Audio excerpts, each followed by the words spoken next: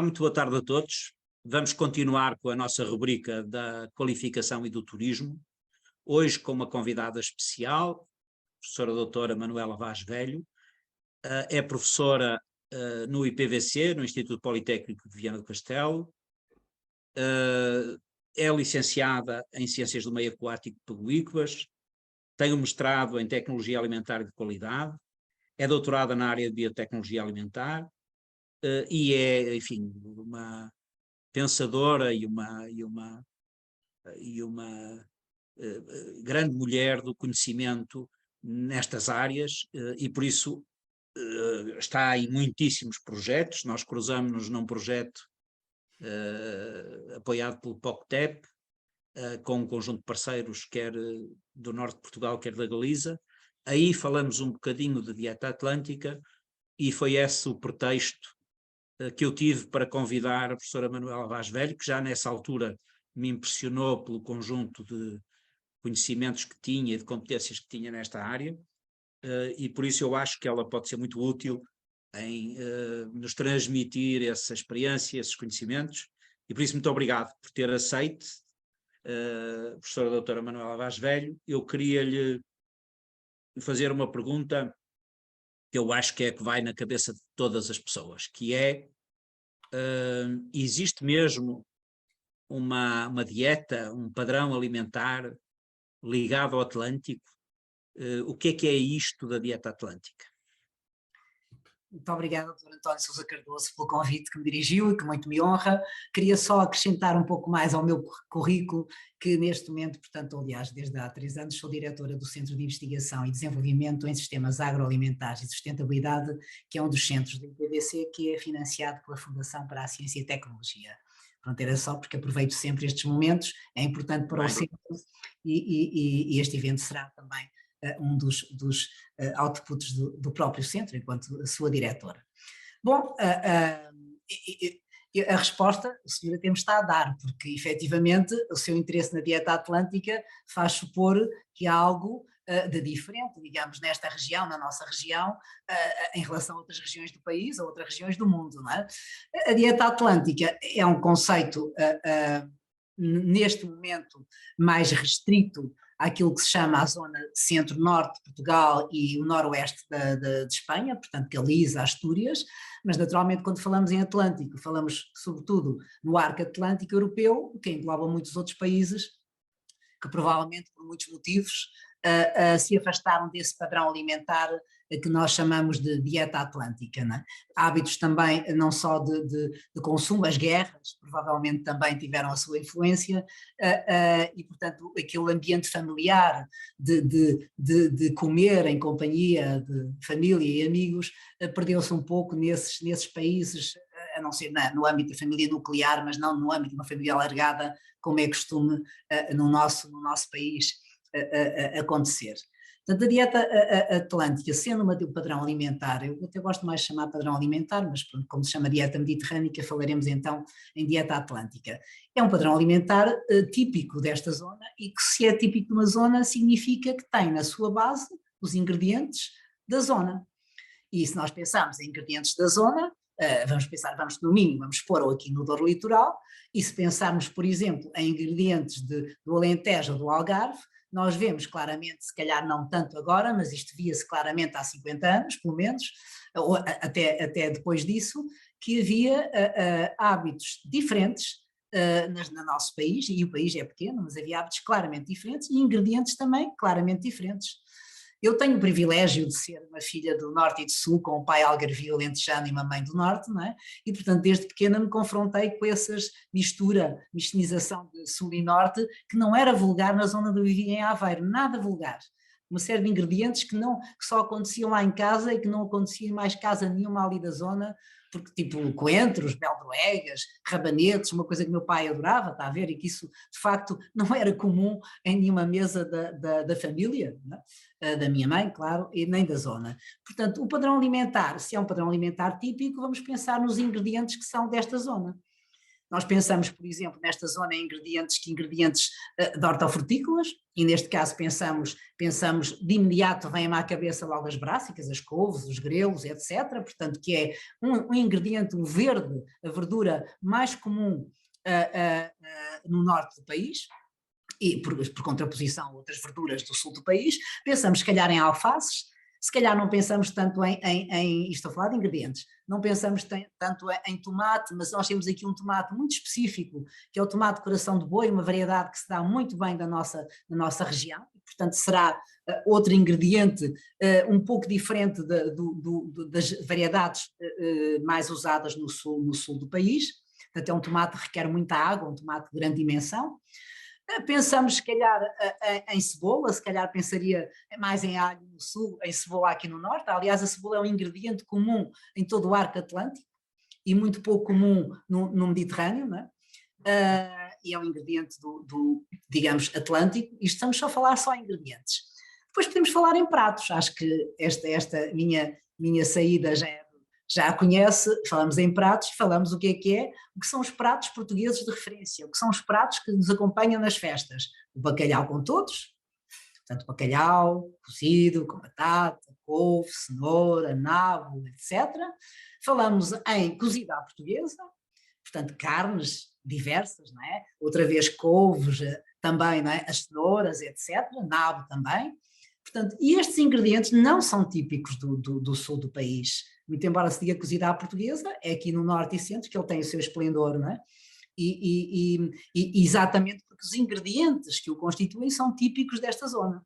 Por exemplo, no sul nós não defumamos a carne normalmente é curada, o presunto, por exemplo, de Barrancos é curado, os presuntos aqui do norte são defumados, não é? Portanto, há hábitos também de cozinhar completamente distintos. Vou dar outra referência, desculpe-me, isto da família é muito importante e tenho sempre referenciar. Meu pai diz: estou farto de cozidos, quero coisas cruas, não é? Ou seja, estava farto de couves, etc., do cozido que se comia todas as noites, portanto era a forma de confeccionar mais comum. Portanto os cozidos assados estofados são as formas mais comuns de confeccionar aqui na nossa zona, portanto digamos da zona do padrão alimentar atlântico.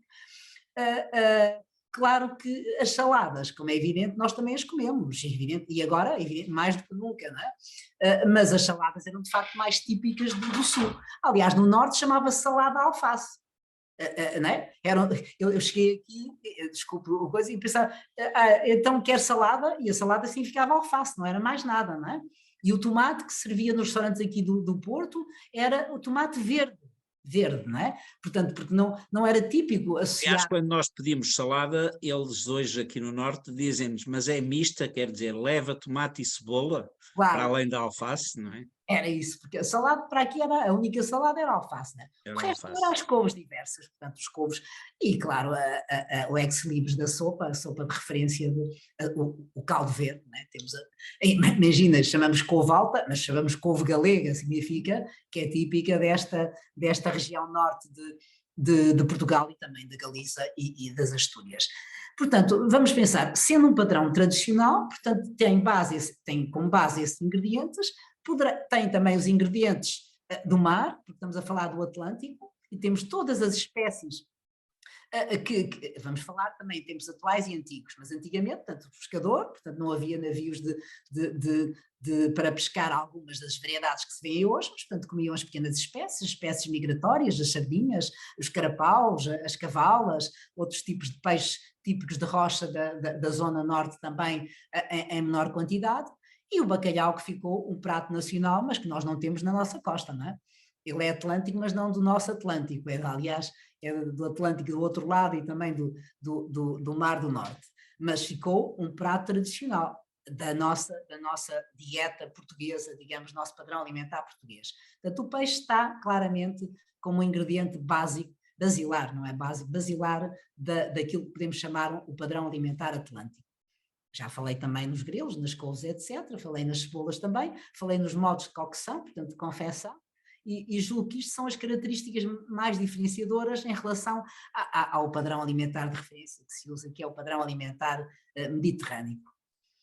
Não sei Bem, Sra. Doutora, para as pessoas que estão menos habituadas a ouvir falar de um padrão alimentar ligado ao norte de Portugal e à Galiza, e que já estão mais habituadas às cevicherias e às pizzarias do que propriamente às antigas formas de comer de portugueses do Sul e portugueses do Norte. Eu também tive dois pais, toda a gente, mas um pai e uma mãe, por acaso eram ambos do Norte, um do Minho e outro do Douro Litoral, mas vivemos, a minha meninice foi vivida no Sul, e por isso ainda me lembro de muitas coisas que nós comíamos e que depois desapareceram da nossa dieta em especial, porque regressamos ao norte e aqui depois vivemos. Mas de facto sentimos que há esse aspecto convivencial que falou no início, de uma mesa que agrega, de uma família que se une à volta da mesa e das suas tradições e etc.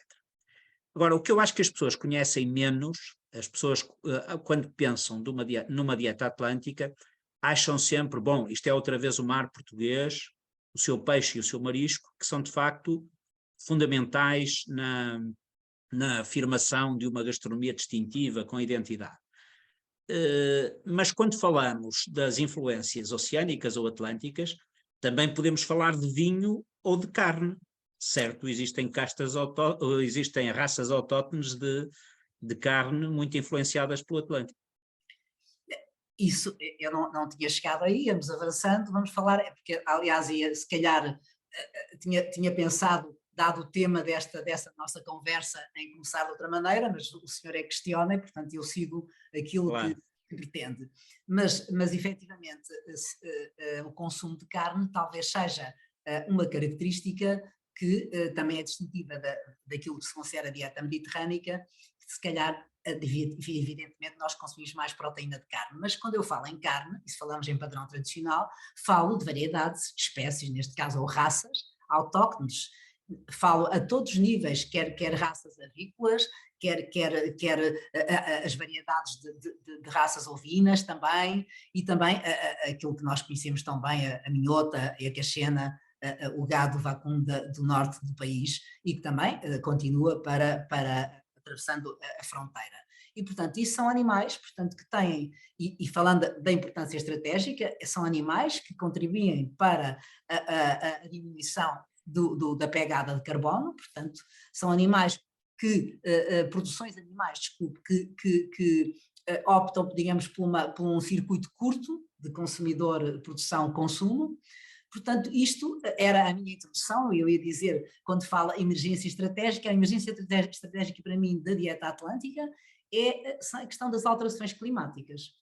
E estas alterações climáticas tornaram a sociedade e a todos nós mais conscientes dos efeitos negativos que o progresso económico na segunda década do século anterior levou e que provocou, digamos, esta má saúde do planeta e claro, nós todos que o habitamos, e portanto essas alterações climáticas e a consciência disto levou também a um diferente relacionamento com os alimentos. E, portanto, o mercado de alimentos produzido de acordo com métodos agrícolas ancestrais, o mercado de alimentos de proximidade ganha terreno e ganha consumidores. E todos sabemos agora, inclusive também nos supermercados, portanto, como está a expandir, como as prateleiras se enchem com produtos apregoando essas características, não é? Isso é essa questão. Portanto, temos mais carne a consumir, mas estamos a promover um padrão alimentar de raças e variedades autóctones, por isso falei também nos couves, nos grelos, etc. Mas quando nós falamos em padrão alimentar atlântico ou mediterrâneo, nós não podemos reportar-nos aos dias de hoje, não é? Quando a dieta mediterrânica foi consagrada, foi o senhor americano, um professor que passou lá, né, nos anos 60, etc., e que viu que eles comiam de maneira diferente, não é? E depois houve aquele enorme estudo de 2 décadas, um estudo pago por a fundação, pago pelos Estados Unidos, que aliás o berço, digamos, da dieta mediterrânica são os Estados Unidos, foi lá que se criou ou recriou este conceito, conseguiu-se provar, e muito bem, que era um padrão alimentar saudável, com muita influência, portanto, positiva nos padrões inflamatórios das doenças cardiovasculares. Esse padrão alimentar que ele referiu era um padrão das pessoas humildes, as pessoas pobres, as pessoas tal como aqui, as pessoas do campo, das cidades, há 20, 30, 40 e 50 anos atrás, a mesma coisa. Ninguém comia carne todos os dias. Ninguém comia comer vaca. Mas isso, comer carne de vaca era uma coisa completamente de dias de festa, não é? O que é que se comia? Sopa, o caldo, a sopa, não é? Comia-se, podia-se, claro, essa sopa era enriquecida com um bocadinho de toucinho ou banha, não é? Que é uma gordura mais saudável que a própria manteiga, que nós sabemos que o é. E era isso, portanto, de facto, o consumo tradicional da população mais desfavorecida há 50 anos atrás é o consumo que nós agora consideramos saudável, o padrão alimentar saudável, ou seja, comer muitos legumes, muitas verduras e comer, de facto, menos proteína, sobretudo nos adultos, como é evidente, que não necessitam tanta ingestão proteica como aquela que nós habitualmente fazemos, que de facto em excesso no nosso consumo de ocidental. Portanto, eu não sei se respondi, porque eu depois começo aqui a entusiasmar. Não, muito bem, E vou respondeu muito bem. E isso leva-me até a uma questão que é a seguinte. De facto, a dieta mediterrânica beneficiou deste mecenas, vamos dizer, ou deste estudo, ou desta preocupação que os americanos têm em poderem descobrir coisas que eles próprios patrocinam, mas que os acrescentam. Sim. E eu diria assim, o que é que falta à dieta mediterrânica, à dieta atlântica, como padrão alimentar que eu julgo que tem um valor nutricional indiscutível, o que é que lhe falta para dar esse salto?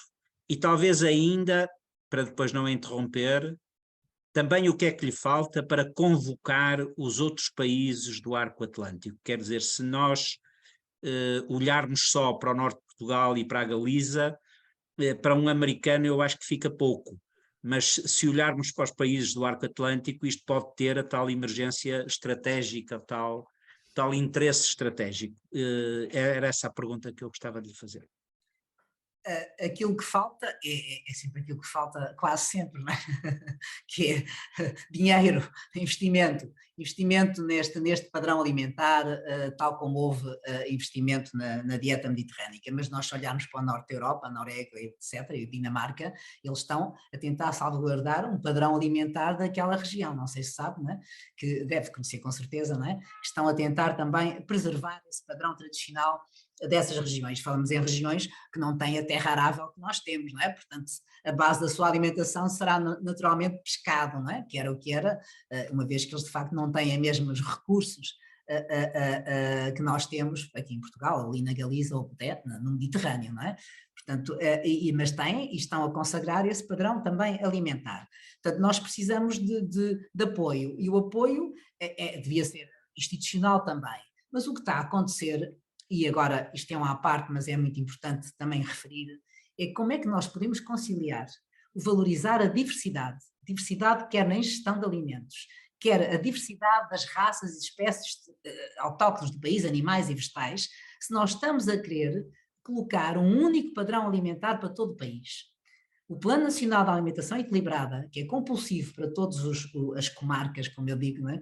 Mas em todos os distritos deste país, que são obrigados, no PDR, concorreram, está lá claramente que devem seguir e fomentar o padrão alimentar da dieta mediterrânica. E eu sei, porque eu estou aqui num desses projetos de PNAES do Alto Minho, e ficamos todos um pouco constrangidos, nós temos que fazer isso efetivamente, mas queríamos de alguma forma fazer sobressair uma alternativa também saudável, não é? E mais ajustada, digamos, à região do Alto Minho, não é? Era isso que nós queríamos fazer, provavelmente faremos. Mas está lá claro, quer no concurso, quer na nossa candidatura, nós tivemos que colocar imediatamente. O país todo está virado e isto tem um objetivo, não é má fé, não é nada. O país também está, o país e não só, mas estamos consternados com o aumento da obesidade e das doenças, portanto, diabetes, etc., doenças crónicas da população, e sobretudo a obesidade infantil. Não é? Naturalmente que a melhor maneira de ultrapassar isto é impingir, desculpe, ter um padrão que nós sabemos que é saudável, que é a dieta mediterrânica. E, portanto, está aqui um esforço conjunto de uniformizar um padrão alimentar que tem um objetivo de muito mérito, não é? Mas que ao mesmo tempo está a negligenciar o que se chama um património gastronómico muitíssimo importante e que diferencia a nossa região e que pode ser um ponto de atração para a nossa região. As pessoas vão ao Minho, vão a esta zona toda, vão e vão comer, muitas vezes vão passear, mas quando comem percebem que estão a comer algo diferente. E eu não estou a dizer que nós possamos comer todos os dias as comidas tradicionais dos dias de festas, dos tempos antigos, estou a falar, mas de qualquer modo, em formas também de cocção, e ingredientes que são típicos desta zona, referindo ainda um bocado aquilo que disse inicialmente, e que não encontramos nas nossas zonas. Nós temos que valorizar o nosso património. E aí sim, se estou que está nessa área, portanto, neste projeto de turismo, acho que é muitíssimo importante. E já agora, uma à parte, eu sei que alguns chefes de cozinha, e ainda ontem até ouvi um deles na televisão, vi com graça a forma de fazer segar a couve e assar a caldo verde, a couve já segada, vi várias formas de embalar com a própria couve, neste caso couve portuguesa, já não era galega, achei interessante, e outros chefes de cozinha que nós conhecemos em Famalicão e não só, aqui no Porto, o chefe Marco, que têm falado constantemente da dieta atlântica. Eles têm e sabem perfeitamente de que é que estão a falar. E seriam as pessoas importantes para entrevistar, porque eles sabem o que diferencia. E um chefe é alguém que vai buscar, quer conhecer o que se come na Tailândia, quer conhecer o que se come no Algarve, o que se come na Andaluzia, na Noruega, no Vietnã, em todo o lado. Quer enriquecer, evidentemente, com conhecimento, não é? Mas se nós fomos à Tailândia, nós comemos lá comida tailandesa típica, não é? E era bom que aqui em Portugal também conseguíssemos comer comida portuguesa típica, não é? Agora, como é que nós vamos dar continuidade a tudo isto? Não sei, portanto, a educação para a alimentação faz-se nas escolas, cada vez menos fazem em casa, não é? As crianças, independentemente de terem os pais cozinheiros, isso é uma piada que também foi por coincidência ontem na televisão, querem pizza e batatas fritas, não é? E portanto a força... Era melhor os pais não serem cozinheiros. Não, mas é que ele disse com tristeza, a força do marketing e depois no próprio relacionamento entre as crianças, não é? de várias origens, etc., e mistura, etc., dá que de facto o prato que mais apreciam e o prato universal é pizza e batatas fritas, não é? Isso, e hambúrguer já agora também. Portanto, se nós queremos preservar o nosso património gastronómico, nós temos mesmo que apostar nessa diferenciação. Para conseguirmos, uma vez que não temos financiamento e investimento, temos que criar alianças, não é? Alianças, como as que estamos aqui a criar, com certeza, não é? Alianças no sentido dessa promoção. Mas também, recentemente, e o Soutor não sei se está a par, mas fizeram uma busca no Google, há muitíssimos artigos que têm sido publicados, inclusive em 2023, para tentar, com os meios mais normais, que é concorrer a projetos ou financiamentos de centros de investigação, que são financiados pelas respectivas fundações de Portugal e Espanha, tentar avançar mais no conhecimento da dieta atlântica e legitimá-lo também. Por exemplo, o projeto em que eu estava em simultâneo, quando estávamos no Internova Market, recorda-se, eu estava no outro projeto para o Octepo Nutriage, e tínhamos estado a desenvolver, portanto, pratos, um prato, neste caso o nosso trabalho era uma sopa com brássicas, farinha de brássicas, de couve portuguesa e couve galega neste caso, íamos testar em idosos da Santa Casa de Misericórdia no Porto. Claro que houve um problema chamado Covid, não é? E pandemia, ou seja, os idosos testaram no sentido de se gostam ou não gostam, mas não foi aquilo que era previsto, que era comerem pelo menos uma vez por dia uma sopa de couve, portanto de couve desidratada, e claro, com outros dois ingredientes muito importantes para a terceira idade, como seja o cálcio e a fibra da própria couve, para conseguir ver se havia algum efeito nos indicadores, portanto, de saúde a curto prazo, não é? Curto prazo não podia ser a muito prazo, porque são pessoas idosas e, portanto, infelizmente, o longo prazo não é adequado. Eu, mais uma vez, provavelmente me perdi. Se acha que não, retome. Não, não se perdeu nada, está ótimo, mas queria voltar a repetir a segunda frase, a segunda parte da pergunta, tinha a ver se este padrão alimentar, as suas tradições, etc., tem tração para convocar aqueles que podem ser convocados para isto, quer dizer, e quando falamos do Arco Atlântico, estamos a falar de países a quem isto diz respeito, e por isso é possível convocá-los? O que fazer? Ou quais acha que são as propostas mais interessantes para podermos convocar estes países e dizer-lhes, tal como a Dinamarca e a Noruega estão hoje a fazer um regresso às suas tradições e às suas origens, sendo elas até provavelmente mais exíguas do ponto de vista da diversidade e etc., mas porque é que nós todos não nos acrescentamos nesta reabilitação de um padrão alimentar completo? Olha, eu acho que a questão do financiamento, claro, mas acabou há pouco tempo, portanto, a candidatura aos Interreg Atlântico, não é? Será uma hipótese, que aí já abrange países do Arco Atlântico, será através de associações profissionais, de hotelaria, etc., através dos chefes, insisto outra vez nos chefes porque são muitíssimo importantes, não é? Nesta divulgação dos nossos hábitos de consumo.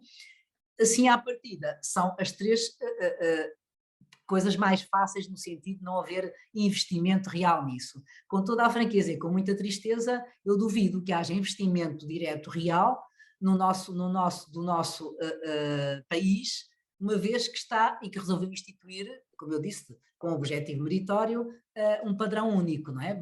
Mas, ao mesmo tempo, do outro lado de Espanha, estou a ver mais iniciativa, cada vez mais iniciativa nesse sentido, e, portanto, talvez num próximo Interreg Atlântico, que vai abrir também outra vez brevemente, e o Soutor poderá efetivamente até começar essa candidatura, não é?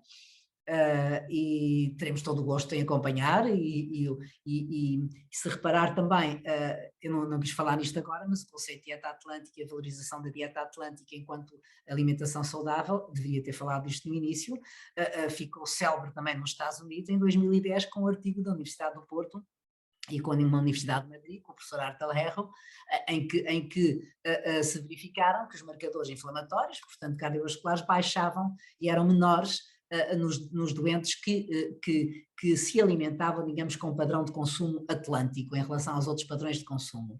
Não se estava a comparar Atlântico e Mediterrâneo, estava-se a consumo atlântico ou consumo normal, não é?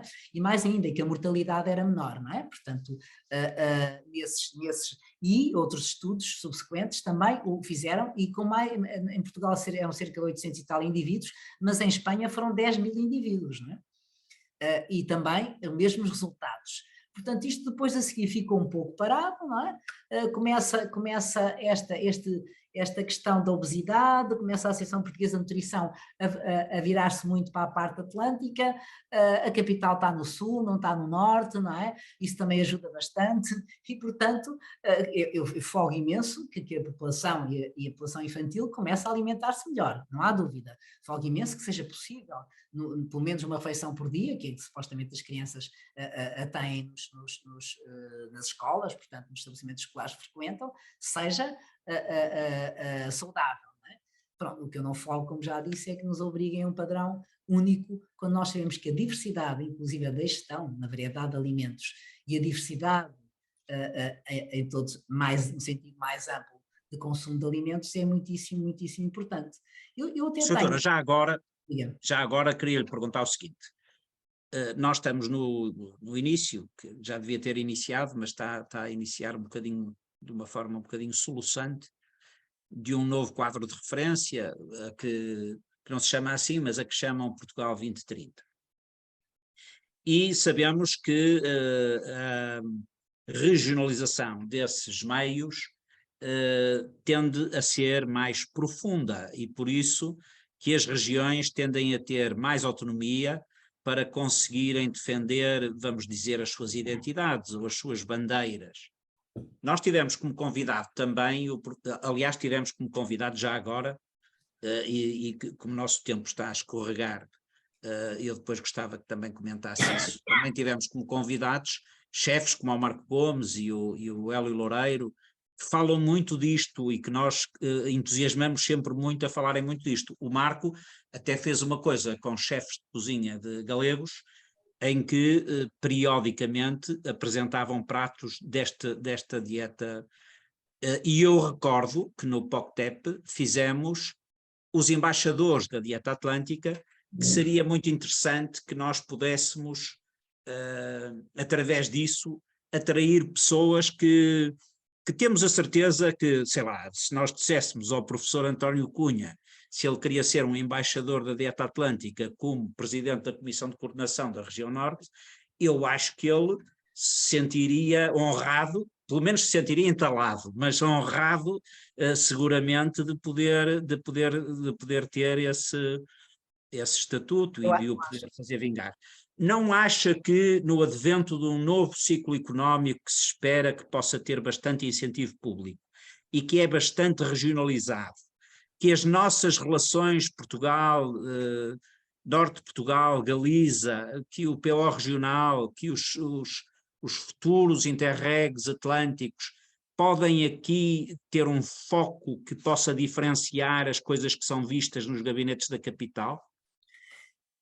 Eu acho que sim, e já agora que referiu o quadro comunitário, portanto o Horizonte Europa, nós tivemos a sorte, simpatizou comigo, à última hora entramos num consórcio, de ser convidados para um consórcio vencedor de uma call exatamente na parte da alimentação saudável, de tal modo que somos os únicos portugueses lá. Isto já criou uma polémica tremenda, porque foi o consórcio ganhador, não é? São 40 e tal países envolvidos, e tal, o humilde Instituto Politécnico de Viana do Castelo como parceiro deste, eu até aconselho que o senhor procure F-E-A-S-T, FEAST, festa em inglês. Eu já ouvi. FEAST, pronto. FEAST. E nós dentro desse projeto... que é dentro do Farm to Fork, não é? Sim, portanto somos os portugueses desse consórcio. Nós dentro desse projeto estamos a fazer trabalhos com a comunidade do Alto Minho, que era a parte deles que diferenciam em urbana e rural, portanto, e estamos neste momento, a própria Secretaria de Estado, Direção-Geral de Saúde, etc., quiseram entrar, mas queriam entrar com financiamento à última da hora e não foi possível, etc. Eu não sei para onde é que isto vai passar, mas creio que há uma certa inveja. E, portanto, foi um bocado... Mas, de qualquer modo, está tudo a correr lindamente. Já nos unimos ao PNAES, ao Plano Nacional para a Alimentação Equilibrada do Alto Minho. Como eu disse, temos um PNAES em cada região, sempre com a história da dieta mediterrânica, mas temos investido e vamos investir nas diferenças também. Aquilo que também é saudável e que não é necessariamente mediterrâneo. Portanto, nós já temos esse POCTEP, é uma porta aberta para a Europa também, não é? E é também uma forma, provavelmente, e esse POCTEP é dirigido pela Universidade de Heidelberg, não é? Portanto, não é mediterrânea. Aliás, curiosamente, eu até acho um pouco demais, não é? Porque quando se fala, mas posso partilhar, que o conceito mediterrâneo não aparece nesta call, não existe na Farm to Fork, não se fala em Mediterrâneo, não é? Até porque isso provavelmente ostracizaria algumas regiões, não é? Portanto não se fala, mas não é só por isso, é porque de facto se está a considerar que há padrões alimentares saudáveis, que não temos que estar só dependentes de uma única referência alimentar. E, portanto, é também uma forma de poder, quiçá, com esses, já fizemos também com a Braga, com a Câmara de Braga, um protocolo, um projeto também associado ao FIST, portanto, neste âmbito, já estendemos o âmbito do FIST também à Câmara Municipal de Braga, e eu acho que será uma maneira agora, isto precisava de um arranque, de qualquer coisa, um gatilho, não era isso? Isso é que era mesmo necessário, mas eu não sei se serei a pessoa para o gatilho. Eu sou uma funcionária pública, portanto não sou política, não sou, e portanto não sei qual será o gatilho, mas sei que é necessário um gatilho, portanto qualquer coisa mediática que fica sempre muito bem, algo que pressione politicamente, como o senhor disse, o presidente da CCRN com o embaixador é capaz de ser uma ideia interessante também, não é?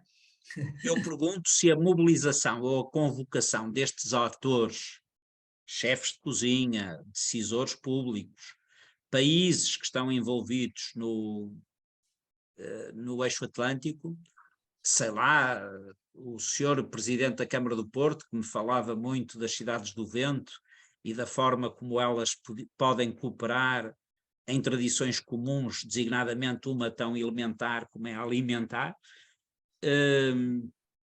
se este conjunto de pessoas, como aconteceu na dieta mediterrânica, de vários países, não se conseguem concertar para fazer não só melhores e mais estudos sobre esta tendência, este padrão, o seu valor nutricional, o seu valor para a saúde, mas se isto não era possível ser, por exemplo, como foi a dieta mediterrânica, candidato a património imaterial da Unesco e com isso encontrarmos o tal trigger de que fala. Isso seria extraordinário, eu acho que sim, portanto, a questão eu tenho a certeza absoluta que sim, não sei qual será o modus Como é que se operandi faz? para chegar aí, não é? Agora, aquilo que eu julgo que estamos de facto num momento muito importante, com este ambiente nostálgico do tradição, do verdadeiro, Do regresso à origem, não é? Ao autêntico. locais saudáveis, autênticos, ambientalmente sustentáveis e tudo isso são uma oportunidade para valorizar e promover a dieta atlântica. Não é? Agora, deixe-me também só dizer uma coisa, esqueci-me há bocado da pergunta das bebidas, e evidentemente Exatamente. Atlântico, Os vinhos oceânicos. as bebidas oceânicas, nós falamos, a minha região, a Bairrada, um vinho com uma acidez que nós conhecemos, Claro. chama-se a região atlântica, né? E os vinhos verdes, e do outro lado também, os vinhos do lado da Galiza, portanto temos sempre vinhos com uma leveza maior, portanto vinhos menos alcoólicos, e também vinhos com uma acidez, portanto mais frescos, né? E que são... Muito joviais, pois é isso mesmo. E depois também falamos até das bebidas que se calhar eles tinham nós menos, mas eles têm, que a cidra, por exemplo, na Galiza tem, como tem na Irlanda, como tem na Escócia e nesses outros países, portanto, no Reino Unido, portanto. De influência atlântica. Pois. Influência atlântica, não é? Também isso seria importante mencionar. Muito bem. Sr. Doutora, isto é como ao bom vinho, escorre rapidamente a boa conversa, e por isso eu tenho que agradecer muito a sua participação e os contributos tão bons que nos deu nessa área. Fica o desafio para todos os que nos vão ouvir, como é que nós nos concertamos todos, como é que nós somos embaixadores todos deste padrão alimentar, e ele fazer uma pergunta um bocadinho difícil, provocatória, que é, se tivesse que candidatar a algum sítio um prato da dieta atlântica, seria o cozido, seria o bacalhau, o que é que seria? O caldo verde, o que é que seria? Olha, na Páscoa lá em casa é sempre cozida à portuguesa. Mas cheio de couves, cheio de nabos, cheio de cenoura, não é? Mas é um prato da Páscoa na minha família, não é? Portanto, e o bacalhau é o prato de Natal, portanto eu não sei como é que poderei decidir entre dois, não é? Mas são de facto, para a minha família são as referências, portanto é mesmo cozida à portuguesa na Páscoa, no almoço e na véspera de Natal o bacalhau. Portanto, eu teria sempre que falar nestes dois pratos, são ambos cozidos, não é? São dois grandes ex-libris desta dieta. É uma coisa fantástica. É um sabor extraordinário, e nós temos que pensar também em sabores, não é? Claro. E aromas, claro. Doutora Manuela Vaz Velho, foi um grande prazer voltar a vê-la e conversar consigo. Agradeço também a todos os que nos ouvem, espero que tenha sido uma conversa que vos acrescente. Vemo-nos numa próxima edição desta rúbrica da qualificação e do turismo. Muito obrigado a todos. Muito obrigada mais uma vez pelo convite, que muito me honra.